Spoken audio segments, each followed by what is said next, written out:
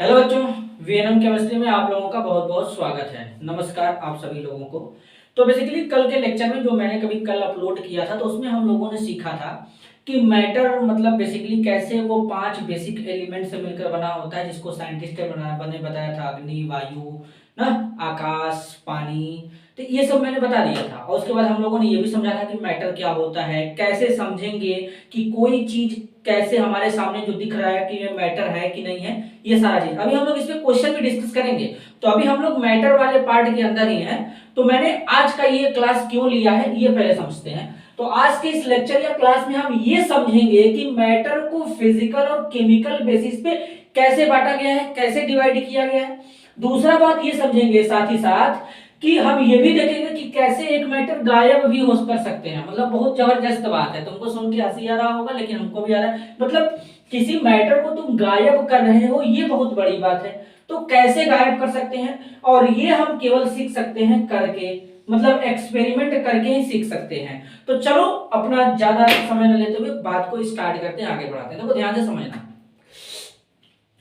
हाँ, सबसे पहले मैं एक बीकर लूंगा। बीकर में पानी वगैरह रहेगा, सामने देख सकते हो यहाँ पे ये बीकर है।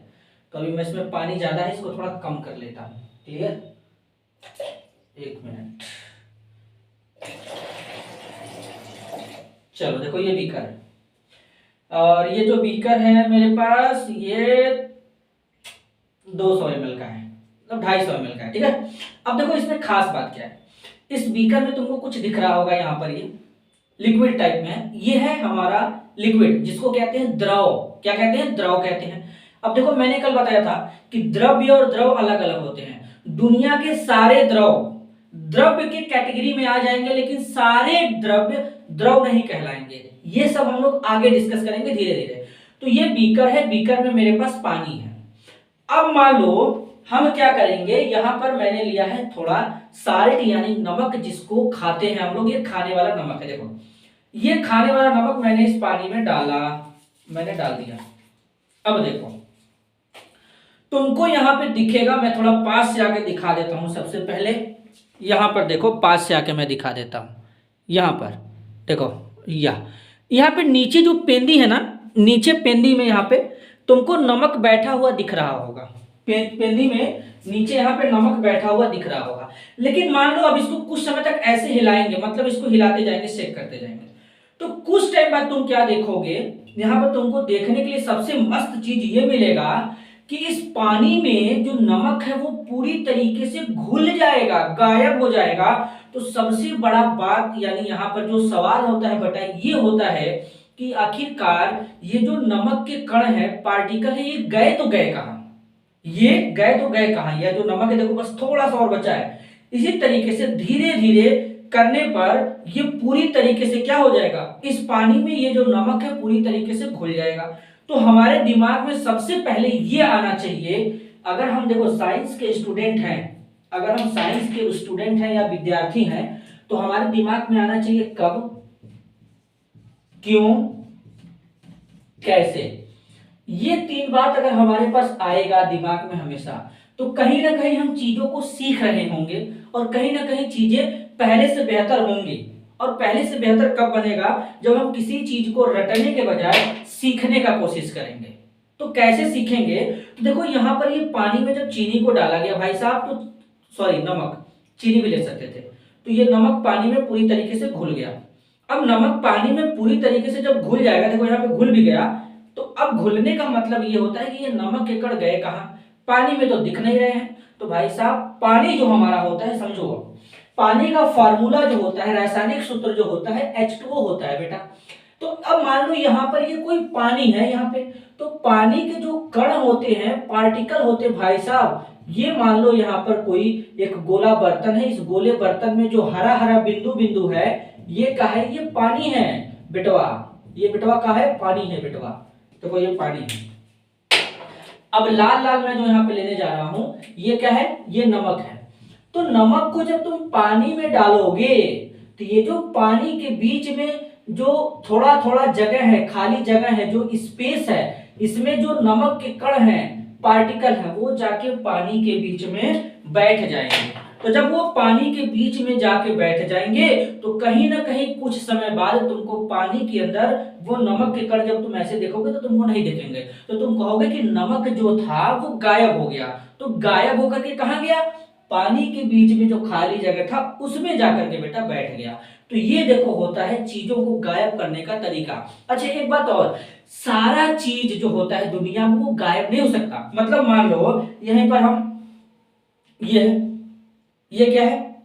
ये कोई टुकड़ा है हमारा, कंकड़ कंकड़ कंकड़ का टुकड़ा है।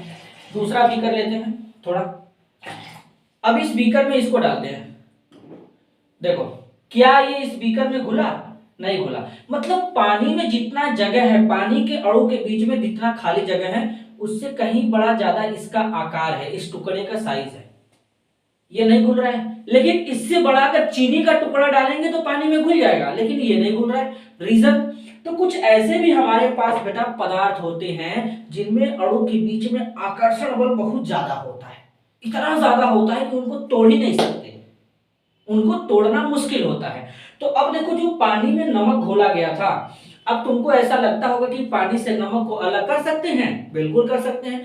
जब पानी के नमक को अलग कर सकते हैं तो इसे बोलते हैं कि भौतिक मतलब फिजिकल के बेसिस पे मैटर को बांटना, मतलब भौतिक अवस्था के आधार पे या एक तरीके से भौतिक तरीके से मैटर को बांटना। मतलब जब तुम पानी में नमक घोलोगे तो घुल जाएगा और तुम पानी और नमक को अलग भी कर सकते हो।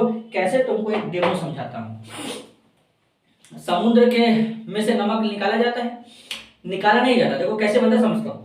समुद्र के चारों तरफ जो होता है ना, मतलब पानी है, अब उसके किनारे पे छोटा छोटा क्यारी बना देते हैं।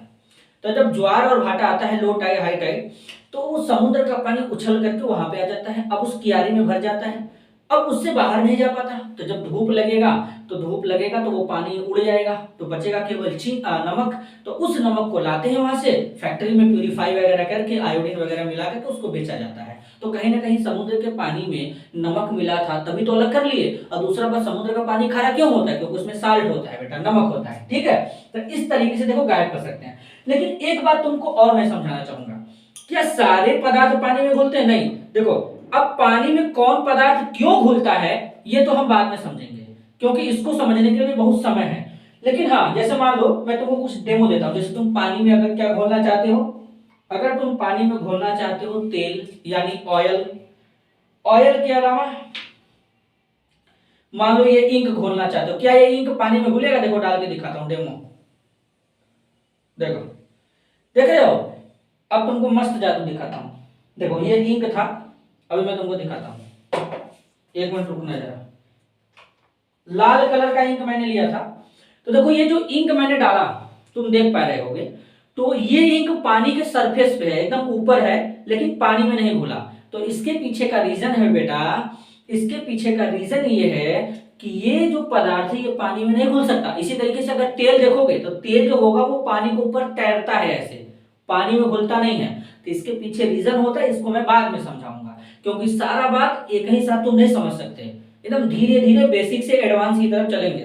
पहले चीजों को देखो, एनालाइज करो कि कैसे कहां पे क्या होता है। तो एकदम ऐसे ही ये सब प्रोसेस होते रहते हैं। तो इसको तुमको समझना पड़ेगा कि कोई चीज अगर घुलता है तो कैसे घुलता है, नहीं घुलता है तो कैसे घुलता है।